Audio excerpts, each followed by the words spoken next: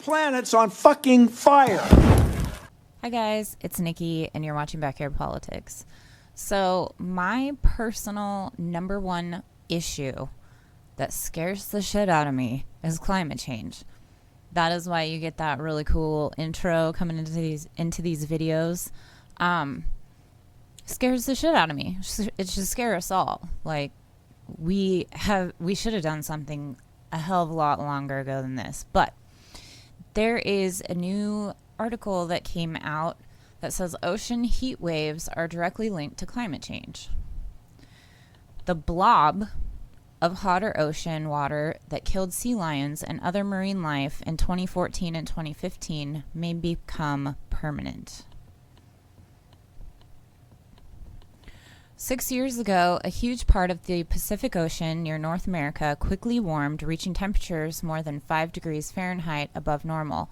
Nicknamed the Blob, it persisted for 2 years and with devastating impacts on marine life, including sea lions and salmon.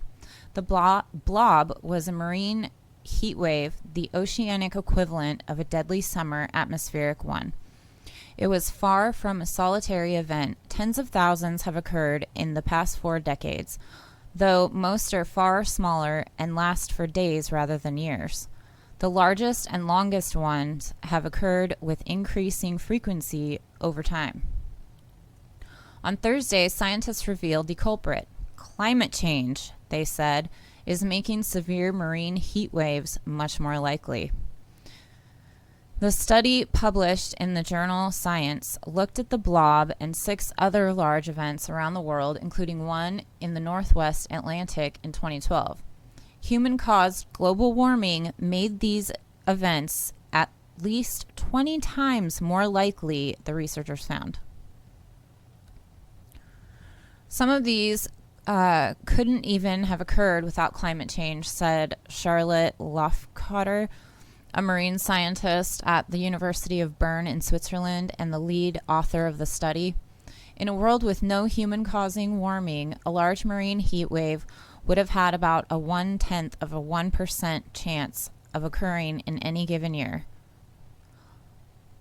Without human-caused warming, the large marine heat wave would have had about 1/10 of 1% chance of occurring in any given year, what is called a 1,000-year event.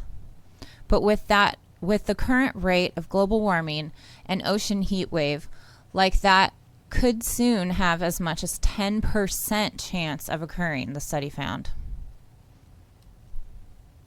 That doctor said the likelihood of these large events would continue to increase as the world keeps warming, and if emissions of greenhouse gases continue at a high level for decades and average global temperatures reach about 5 degrees above pre-industrial levels, some parts of the oceans may be in a continuous state of extreme heat. In effect, the blob may become permanent. Already, a marine heat wave reassembling the blob has emerged in the past year off northwestern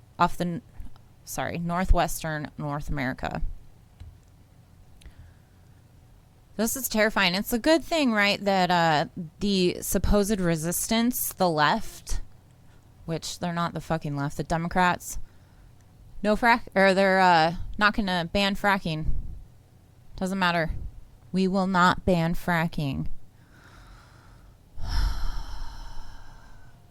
There's like nobody that is doing any fucking thing to fix this except for activists. There's no leaders at the top that are trying to fix this. So while we're all fucking distracted by a fly on Mike Pence's head, our world is burning us off.